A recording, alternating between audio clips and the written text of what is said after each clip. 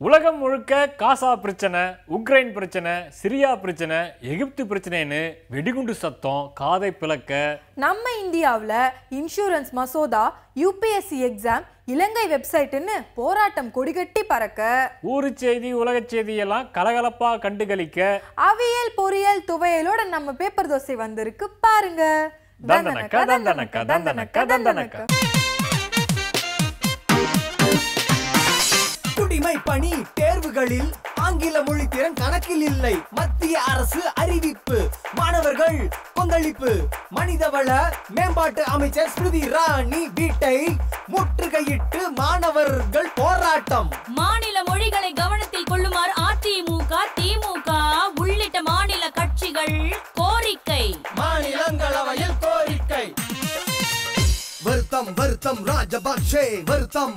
முதல்வர் பிரதமர் பற்றி இலங்கை வெளியிட்ட அவதூறு செய்திக்கு ராஜபக்சே வருத்தம். விசாரணைக்கும் உத்தரவு. சிலிண்டர் விபத்தை தடுக்க நடவடிக்கை. அமைச்சர் காமராஜ் உறுதி. இளைஞர்கள் பார்வை எவரது பக்கம்? அதிமுக தேமுதிக சூடான விவாதம். சட்டசபையில் விவாதம். எதிர்கட்சிகளை கொச்சைப்படுத்தது ஆளும் கட்சி. அமைச்சர் வளர்மதி பேச்சுக்கு எதிர்ப்பு. தேமுதிக வெளிநடப்பு. எங்களை காயப்படுத்துவதோடு மட்டுமல்லாமல் எதிர்க்கட்சிகளுக்கு வாக்களித்த மக்களையும் அவமானப்படுத்திக் கொண்டிருக்கிறார்கள். சிறப்பு கவன ஈர்ப்பு. தீர்மானத்தில் பேச அனுமதி இல்லை. புதிய தமிழகம் வெளிநடப்பு. இலங்கை மீண்டும் தாக்குதல். நடுக்கடலில் புதுக்கோட்டை மீனவர்கள் விரட்டி அடிப்பு. இலங்கை ராணுவம் மற்றொழியம். தமிழக மீனவர்கள் அதிர்ச்சி. கச்சத்தீவு விவகாரத்தில் நீதிமன்றம் தலையிட முடியாது. உயர் நீதிமன்றம் கைவிரிப்பு. மகாராஷ்டிராவின் புனேவில் நிலச்சரிவில் சிக்கியவர்களை மீட்கும் பணி தீவிரம். அருகில் உள்ள மக்கள் எல்லாம் பாதுகாப்பிற்காக இடமாற்றம். மேற்கு ஆப்பிரிக்கா நாடுகளில் மிரட்டுது எபோலா வைரஸ். பாதிக்கப்பட்ட மக்களை காக்க உலக வங்கி 1200 கோடி உதவி. வைரஸ் காய்ச்சல் பரவலை தடுக்க மருத்துவத்துறை நடவடிக்கை. காமன்வெல்த் போட்டியில் பதக்கம் வென்ற வீரர்களுக்கு பிரதமர் மோடி புகழாரம். நாடு திரும்பியது ஹாக்கி அணி. ஆடவர் மகளிர் அணிகளுக்கு மாலை சூடி வரவேற்பு. ஆசிய போட்டியில் மல்லு கட்ட ஆயத்தம். உலக மல்யுத்த போட்டியில் பங்கேற்பு இல்லை. இந்திய வீரர் யோகேஸ்வர் தத் அறிவிப்பு. டெஸ்ட் கிரிக்கெட் போட்டியில் இந்திய அணிக்கு 4ஆம் இடம். சர்வதேச கிரிக்கெட் கவுன்சில் பட்டியல் வெளியீடு. சூப்பரான செய்தி நம்ம செய்தி. ஸ்ரீரங்கம் அரங்கநாத சுவாமி கோவிலுக்கு 75 லட்சம் ரூபாய் மதிப்பீட்டில் மின்விளக்கு, திருச்சி உச்சிப்பிள்ளையார் கோவிலுக்கு 50 லட்சம் ரூபாய் செலவில் ஒளிவிளக்கு, சுற்றுலா தலங்களை சொகுசாக சுற்றி பார்க்க 5 புதிய குலுகுலு பேருந்து என சுற்றுலாத்துறை அமைச்சர் சண்முகநாதன் மானிய கோரிக்கை அறிவிப்புகளை அள்ளிவிட்டதாக நேரலையில் நிரப்புகிறார் நமது பேரவை செய்தியாளர்.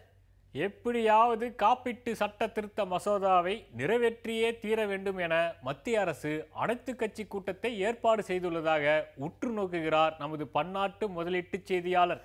அடிக்கடி அத்துமீறும் பாகிஸ்தான் இந்த மாசத்திலும் முதல் தடவையாக காஷ்மீர் எல்லையில் தாக்குதல் நடத்த இந்திய தரப்பில் தக்க பதிலடி கொடுக்கப்பட்டதாக துப்பாக்கியை நீட்டுகிறார் நமது துடிப்பான செய்தியாளர்.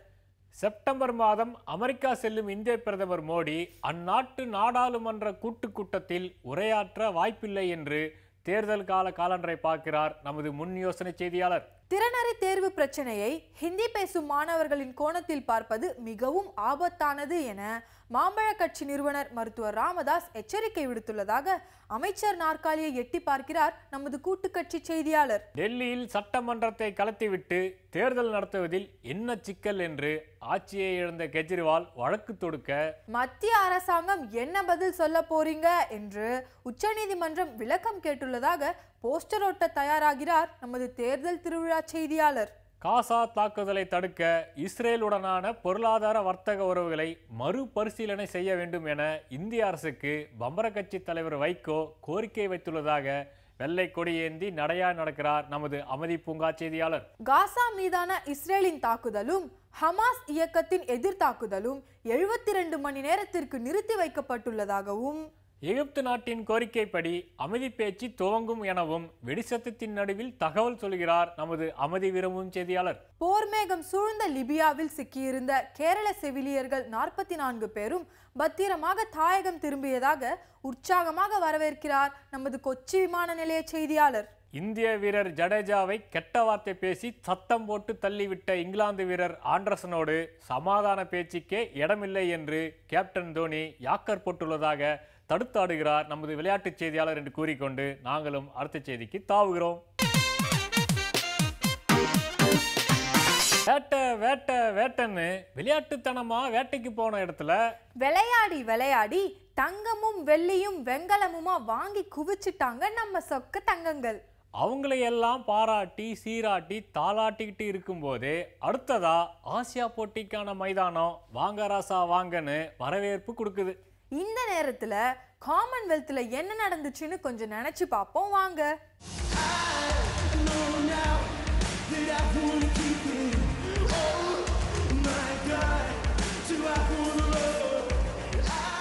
அமர்க்களமா ஆரவாரமா நடந்து முடிஞ்சாச்சு காமன்வெல்த் போட்டி. இதுல இந்தியா சார்பா கலந்துக்கிட்டு தங்கம் வாங்கின சிங்கங்களை பத்தி பார்ப்போம். போன 2010ஆம் ஆண்டுல டெல்லியில நடந்த காமன்வெல்த் போட்டியில இந்தியா வாங்கின தங்க பதக்கங்களோட ஒப்பிட்டா இந்த தடவை கொஞ்சம் கம்மி தான்.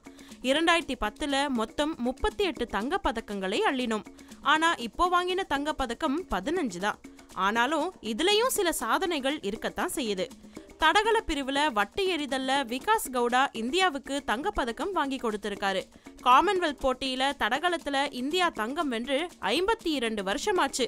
ஆக அரை நூற்றாண்டுக்கு அப்புறம் அசத்தல் சாதனை பண்ணி இருக்காரு விகாஸ் கவுடா. இதே மாதிரி பேட்மிண்டன் ஆடவர் ஒற்றையர் பிரிவுல தங்கப்பதக்கம் வென்றிருக்காரு இந்திய வீரர் கஷ்யப். இந்த பிரிவுல நாம பதக்கம் வாங்கியும் 32 வருஷமாச்சு. நம்ம தாய் தமிழ்நாட்டை சேர்ந்த தீபிகா பள்ளிக்கல் ஜோஷ்னா சின்னப்பா ஜோடி ஸ்குவாஷ் இரட்டையர் பிரிவுல தங்கம் வாங்கியிருக்காங்க. இந்தியா ஸ்குவாஷ்ல தங்கம் வாங்குறது இதுதாங்க முதல் தடவை. அப்புறம் என்ன, இந்த தங்க தமிழச்சிகளை தங்க தாம்பாளத்துல வச்சுதான் தாங்கணும். வேலூர் வேங்கை சதீஷ் சிவலிங்கம் வெயிட் லிஃப்டிங்ல வெயிட்டா தங்கம் வாங்கி வேலூருக்கும் தமிழகத்துக்கும் இந்தியாவுக்கும் எக்கச்சக்க பெருமை சேர்த்திருக்காரு. இவருக்கு 22 வயசு தாங்க ஆகுது. மணிப்பூரை சேர்ந்த சஞ்சிதா ஜானு மகளிர் 48 கிலோ பளு தூக்கும் எடை பிரிவுல தங்கம் வாங்கி பெருமை சேர்த்தாங்க. முதல் பதக்கம் வாங்கி பதக்கப்பட்டியலை ஆரம்பிச்சு வச்சதும் அம்மணி தாங்க. மகளிர் மல்யுத்தத்துல தங்கம் வாங்கினது ஹரியானாவை சேர்ந்த வினேஷ் போகத். உலக மல்யுத்த சாம்பியன் சுஷில்குமார் பத்தி சொல்லவே வேணாம். இந்த காமன்வெல்த்ல தங்கம் இவர் கையில தான். ஹரியானா மல்யுத்த வீராங்கனை பபிதா குமாரி 55 கிலோ எடை பிரிவு மல்யுத்தத்துல தங்கம், 65 கிலோ எடை பிரிவுல யோகேஸ்வர் தத் தங்கம்னு ஏராளமான பேர் இந்தியாவுக்கு பெருமை சேர்த்திருக்காங்க. இவங்களை மனம் தளர விடாம மேலும் மேலும் ஊக்கப்படுத்தி சாதிக்க வைக்கிறது நம்ம கடமை. சொந்த மண்ணுல பதக்கம் வாங்குறது எளிதுதான் என்பதை கடந்த காமன்வெல்த் போட்டி பளிச்சுன்னு நமக்கு சொல்லுச்சு. ஆனா வேற்று மண்ணுல வேற தட்பவெட்ப நிலையில நாம நிலை குலைஞ்சு போறோம். பொதுவா காமன்வெல்த் சாதனைகளை ஒலிம்பிக் போட்டியோடவோ அல்லது ஏசியாட் போட்டியோடவோ ஒப்பிட முடிவதில்லை. ஒன்னு, அதுல சாதனை செஞ்சவங்களோட அளவீடு காமன்வெல்த் சாதனை அளவீட்டை காட்டிலும் 8 தூரத்துல இருக்குது. அதனால தான் காமன்வெல்த் போட்டிகள்ல 15 தங்கம் வாங்கின நம்மளால ஒலிம்பிக்ல 1 தங்கம் வாங்க நாக்கு தள்ள வேண்டி இருக்கு. அதனால காமன்வெல்த் சாதனையை முதல் படியா வச்சுக்கிட்டு ஒலிம்பிக் நோக்கி ஓடணும்னு தான் எல்லோரும் விரும்புறாங்க. அதை நம்ம விளையாட்டுத்துறையும் உணர்ந்தா சரிதான். இந்த மசோதா கொண்டு வந்தா மேலவையில எதிர்ப்பாங்க, அந்த மசோதா கொண்டு வந்தா எதிர்க்கட்சிகள் குதிப்பாங்கன்னு யோசனை மேல யோசனையா மத்திய அரசு. தினந்தோறும் துறைவாரிய அறிவிப்பு, மானிய கோரிக்கையில விவாதம், எதிர்க்கட்சிகள் வெளிநடப்பு, கவன ஈர்ப்பு, கேள்வி நேரம்னு மாநில அரசு.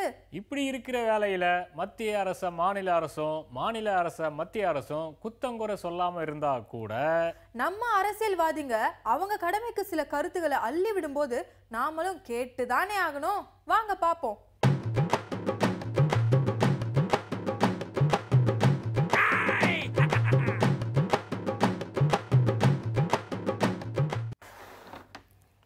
என்னை பற்றின அவதூறு கட்டுரை வெளியான செய்தி கேட்டோன்னையே என் கட்சியை சேர்ந்த விஜயலட்சுமிங்கிற பெண் அளவுக்கு அதிகமான தூக்க மாத்திரை சாப்பிட்டு தற்கொலை முயற்சி பண்ணாங்க அப்படிங்கிற செய்தியை கேட்டோன்னே என் மனசு ரொம்ப வேதனைப்பட்டுச்சுங்க.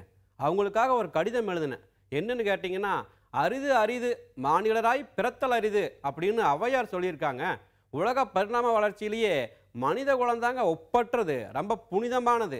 இதைய எந்த காரணத்தை கொண்டு உயிரை மாய்த்து கொள்வது அப்படிங்கிற நிலைக்கு நீங்கள் போவே கூடாதுங்க. நீங்கள் மட்டும் இல்லை, யாருமே போகக்கூடாதுங்க. மனிதனாய் பிறந்தால் வாழ்ந்து காட்டணுங்க. கோலத்தனங்க, சாகிறதுங்கிறது கோலத்தனம், வாழ்கிறதுங்க தாங்க புத்திசாலித்தனம். ஒரு மனிதனாக பிறந்தால் வாழ்ந்து காட்டணும், சாதிக்கணும், சாதிக்கிறவங்களுக்கு உதவியாக இருக்கணும். என்ன சொல்கிறீங்க? இப்படி வாழ்ந்து காட்டுங்க அப்படின்னு கடிதம் எழுதுனது நான் இல்லைங்க, முதலமைச்சர் ஜெயலலிதா. ஐஸ் ஐஸ் பாலைஸ் கப்பைஸ் குச்சாய்ஸ் பா. ஒரு 2 வருஷத்துக்கு முன்னாடி நான் நிதி அமைச்சராக இருக்கும்போது இந்த நிதி கோட்பாடுகள் கொள்கைகள்லாம் இருக்கு இல்லையா, அதை வகுக்கத்துல நான் தான்ப்பா முக்கிய பங்கு வகிச்சேன். ஆனா இன்னைக்கு இப்ப நான் இருக்கிற பதவி இருக்கு இல்லையா, அதுல ஏகப்பட்ட அரசியல் சட்டத்திட்டங்கள்னால என்னால பேசவே முடியலப்பா. ஆனா என் நிலைமை பாருங்க, இப்போ மத்தவங்க பேசி நான் கேட்க வேண்டியதாகுதுப்பா. ஐஸ் ஐஸ் பாலைஸ் கப்பைஸ் இந்த மாதிரி அந்த நாள் ஞாபகம் நெஞ்சிலே வந்ததே அப்படின்னு சொன்னது நான் இல்லைங்க, இந்திய ஜனாதிபதி பிரணாப் முகர்ஜி. ஐஸ் ஐஸ் பாலைஸ் கப்பைஸ் குச்சாய்ஸ். பலன் பலன் பலன். பாராளுமன்ற கூட்டத்தொடரில் பாதி எம்பிக்கள் வந்து பிரச்சனை பண்ணுறதுக்காகவும் அமளி பண்ணுறதுக்காகவே பாராளுமன்றத்துக்கு வராங்க. கூட்டத்தொடர் ஆரம்பித்த உடனே பாதி பேர் நடு ஆளில் கொண்டு போய் நின்றுக்கிட்டு இந்த அமளி பண்ண ஆரம்பிச்சிடுறாங்க. அவங்களுக்குலாம் ஒன்றே ஒன்று சொல்கிறாங்க, இது ரொம்ப வெக்கப்பட வேண்டிய விஷயங்க. அது மட்டும் இல்லாமல் இங்கே நீங்கள் பண்ணுற ஒவ்வொரு செயலையும் மக்கள் பார்த்துக்கிட்டு இருக்காங்கிற உணர்வு ஒவ்வொரு அமளி பண்ணுற எம்பிங்களுக்கும் கண்டிப்பாக வரணுங்க. அப்போ தான் இவங்கெல்லாம் சரிப்படுவாங்க. Balloon balloon balloon. இப்படி விவகாரத்தை வெளிச்சம் போட்டு சொன்னது நான் இல்லைங்க, நம்ம வெங்கைய நாயுடு. பண்டைய வரலாறும் சரி, பெரும் கலைகளும் சரி, நீங்கள் இந்தியாவில் கற்றுக்கணும் அப்படின்னு நினச்சிங்கன்னா சமஸ்கிருதம் ரொம்ப முக்கியங்க. சமஸ்கிருதம் இல்லாமல் நீங்கள் அதெல்லாம் கற்றுக்கவே முடியாது. சமஸ்கிருதம்ங்கிறது அனைத்து மொழிகளுடைய அன்னை மாதிரிங்க. சமஸ்கிருதத்துக்கான அங்கீகாரம் இன்னும் கிடைக்கவே இல்லைங்க, அது அழிவு பாதைக்கு போயிட்டு இருக்கு. சமஸ்கிருதம் அழிஞ்சதுக்கு முக்கிய காரணம் தமிழ்நாட்டில் பெரிய கட்சியாக இருக்கிற திமுகன்னு சொல்லுவாங்க. ஏன்னு கேட்டிங்கன்னா, ஒரு காலத்தில் அவர் பெரியாரும் சரி, அண்ணா அவங்களும் சரி, கருணாநிதி அவங்களும் சரி, இவங்களாம் பயங்கரமாக பிளான் பண்ணி சமஸ்கிருதத்துக்கு பல போராட்டங்கள் நடத்துனாங்க. நீங்கள் ஹிந்தி இருக்கட்டும், தெலுங்கு இருக்கட்டும், கன்னடா இருக்கட்டும், தமிழ் இருக்கட்டும், இது எல்லாத்துலேயும் பார்த்தீங்கன்னா சமஸ்கிருத கலப்பு இருக்குது. கன்னடாவில் பாதி இது சமஸ்கிருதம் தாங்க. ஆனால் இன்னைக்கு இவங்க கருணாநிதி அப்புறம் தமிழ்நாட்டில் இருக்க பல அமைப்புகளை பார்த்து கன்னட எழுத்தாளர்களும் கெட்டு போயிட்டாங்க. அவங்களும் சமஸ்கிருதத்தை பயங்கரமாக எதிர்க்கிறாங்க. இதெல்லாம் தேவையில்லாதுங்க. சமஸ்கிருதத்தை எதிர்த்துட்டு இன்னைக்கு ஆங்கிலத்துக்கு அடிமையாயிருக்காங்க. அண்ணாச்சி, ஏன் சமஸ்கிருதத்தோட பெருமையை சரசரன்னு சொன்னது நான் இல்லைங்க, கன்னட எழுத்தாளர் பைரப்பா இருக்காங்களா, ஏன் அவங்க தான். பூவு பூவு பூவு, முல்லைப்பூ மல்லிப்பூ ஜாதிப்பூ கனகாமரம், பூ வாங்கலையோ பூவு. எனது கணவர் ராஜீவ்காந்தி படுகொலை செய்யப்பட்டதையும் நான் பார்த்துருக்கேன். என்னோட மாமியார் இந்திரா காந்தி சுட்டு கொல்லப்பட்டதையும் நான் பார்த்துருக்கேன். ஆனால் இதெல்லாம் நினச்சி வருத்தப்படுற இடத்துல இப்போ நான் இல்லை. இந்த விஷயங்கள்லாம் என்ன பாதிக்கவும் பாதிக்காது. இதை ஏன் சொல்கிறேன் அப்படின்னா, நிறைய பேர் சுயசரிதை எழுதுகிறோம் அப்படின்ற பேரில் நடந்த சில உண்மைகளை மறைக்கவும் செய்கிறாங்க, புதுசாக சில விஷயங்களை கோர்த்தும் எழுதுகிறாங்க. ஆனால் நான் அப்படி இருக்க போகிறதில்ல. இதை ஏன் இந்த இடத்துல சொல்கிறேன் அப்படின்னா, கூடிய சீக்கிரம் நானும் என்னுடைய வாழ்க்கையை சுயசரிதையாக எழுதி புத்தகமாக வெளியிடலான்னு நினைக்கிறேன். ஆனால் அதில் பல விஷயங்கள் உங்களுக்கு தெரிய வரும். உண்மையை மட்டுமே எழுதணும் அப்படின்றதுல நான் உறுதியாகவே இருக்கேன். பூவு பூவு பூவு. அட, இப்படி உண்மையை உறக்க சொல்லி எழுதுவேன் அப்படின்னு சொன்னது யாருன்னு கேட்குறீங்களா? வேற யாரு? சோனியா காந்தி. உரலுக்கு ஒரு பக்கம் இடி, மத்தளத்துக்கு 2 பக்கமும் இடின்னு சொல்லுவாங்க. ஆனா ஒரே பக்கத்துல இருந்து 2 தரப்பும் நெருக்கடி கொடுத்தா தாங்க முடியுமா? மனுஷன் பார்த்தாரு, கடைசியில ஆமா ஆமா அது ரொம்ப வருத்தமான விஷயம் தான் விளக்கம் கொடுத்துட்டாரு இலங்கை அதிபர் ராஜபக்ஷே. அதாங்க இன்றைய கருத்து படம் கார்ட்டூன்.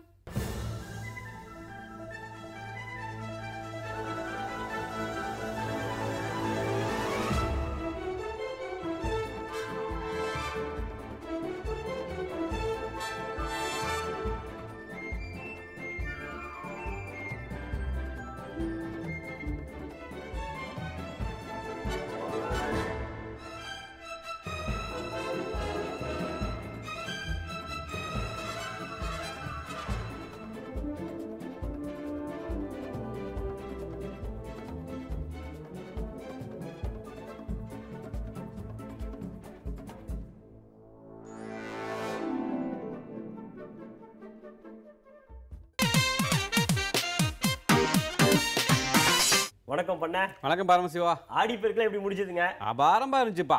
உண்மையிலேயே வருஷம் இந்த ஆடிப்பெருக்கு அன்னைக்கு போய் நம்ம முன்னோர்களுக்கெல்லாம் வேண்டி சாமி கும்பிட்றதுங்கிறத ஒரு நல்ல விஷயம்ப்பா. அது இந்த வருஷம் பார்த்தீங்கன்னா எல்லா பக்கம் நல்லா மழை பெஞ்சு எல்லா ஆறு குளங்கொட்டையில் நிறைஞ்சு எங்கே போனாலும் தண்ணி தான். ஏன்னா ஒவ்வொரு வருஷமெல்லாம் பார்த்தா வெறும் மணல் தான் இருக்குது, வெறும் படிக்கட்டுன்னு சாமி கும்பிட்டு வரணும், கொஞ்சம் மனசுக்கு கொஞ்சம் குறையாத்தான் இருந்துச்சு.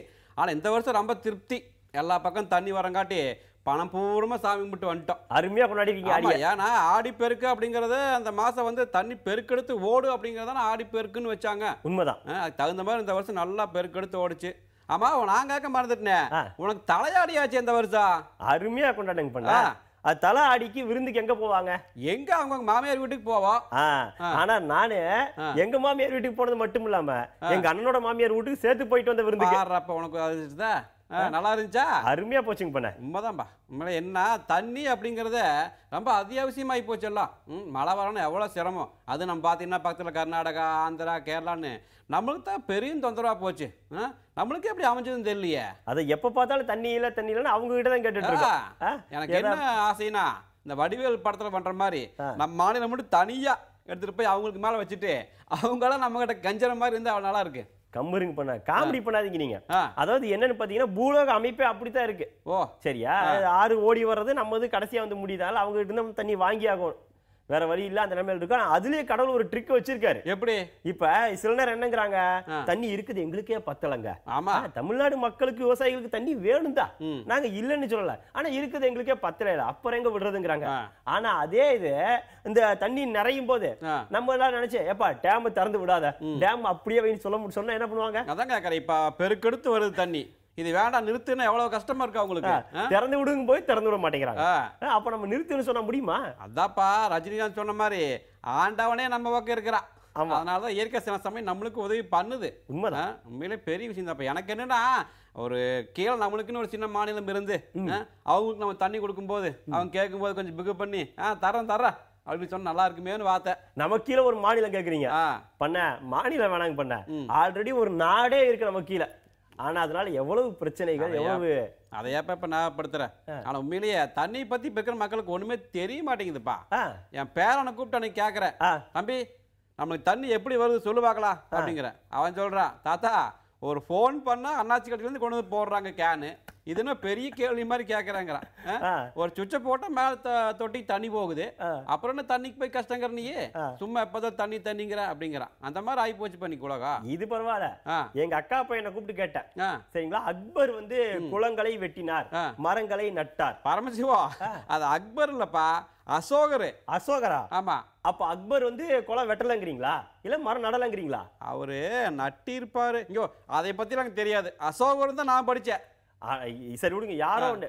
அதாவது அக்பரும் வந்து அரசர் தான், அசோகரும் அரசர் தான். சரி, உதாரணத்துக்கு சொல்றோம்னா இவங்க ஏடிஎம்கே அவங்க டிஎம்கேன்னு வச்சுக்கோங்களேன். அடப்பா எங்க ஒண்ணு சேகரம் சொல்லு. சரிங்களா? அப்ப அந்த மாதிரி மரம் வெட்டினாங்க, குளங்களை வெட்டினாங்க, மரம் நட்டாங்க. அது ஏன்னு கேட்டேன். அதுக்கு அவன் சொல்றான், அந்த காலத்துல இடைத்தேர்தல தான் வந்திருக்கும், அதுல ஜெயிக்கிறதுக்காக உடனே அதெல்லாம் பண்ணிருப்பாங்கிறான். அவனை சொல்லி தப்பு இல்லப்பா, இன்னைக்கு சூழ்நிலையை பார்த்து அப்படி சொல்றாவ, அதான் காரணம், வேற ஒன்றும் இல்லப்பா. ஏன்னா மக்கள் தொகை தகுந்த மாதிரி இந்த ஏரிகள் குளங்கள்லாம் இருக்கணுங்கிறாங்கப்பா. ஆமா, அந்த காலத்துல அப்போ ஒரு 20 கோடி 30 கோடி இருந்ததுக்கு ஆயிரக்கணக்கான ஏரிகள் இருந்துச்சு. ஆமா அப்போ. ஆனா இப்போ இத்தனை கோடி மக்கள் இருக்கிறோம், ஆனா இப்போ அதிகமா இருக்கணுமே இல்லையா? இல்லைங்களே, இருக்கிறதே காணாம போகுதே. ஆமா, ஒரு 2 வருஷம் 3 வருஷம் மழை வரலினா ஒரு 2-3 ஏரி காணாம போயிருது. அங்க உடனே இது பண்ணிடுறாங்க, வீட்டை கட்டிடுறாங்க. நான் சரியா சொன்னீங்க போங்க. இப்படிதான் அன்னைக்கு ஒரு இடத்துல அருமையான இடம், சூப்பரா கூட்டு போய் காமிச்சாங்க. இடம் நல்லா அருமையா இருந்துச்சு. சரி, எந்த பிரச்சனையும் இல்ல, இங்க இடத்த வாங்கி நானும் வாங்கிட்டேன். வாங்கும் போதே சொன்னேன், நல்ல ஏரியா நல்ல ஏரியா நல்ல ஏரியான்னு.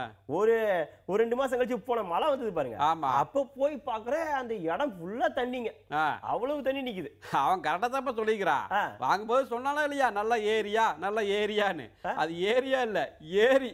ஆமா, இதை விட ஒண்ணு சொன்னா, இங்க பாருங்க தண்ணிக்கு கஷ்டமே இருக்காது, 24 மணி நேரம் உங்களுக்கு தண்ணி இருந்துகிட்டே இருக்கும். நீங்க தண்ணிக்கு கவலையா பட வேண்டியதுன்னு அழுத்தி சொன்னான். அவன் சொன்னதோட அருமை இப்பதான் புரியுது. நம்மளும் வாங்கும்போது கொஞ்சம் பார்த்து வாங்கணுமல்லப்பா, நாலு விசாரிச்சு இந்த இடத்துல ஏரி குளம் எதுவும் இருக்குதான்னு கேட்கணுமா இல்லையா? இனிமேல் இந்த ஆறு குளங்கள்லாம் வந்து அந்த பராமரிக்கிறதுக்கு திரும்ப அக்பர் மாதிரி அசோகர் மாதிரி அரசர்கள் தான் வரணும் போல.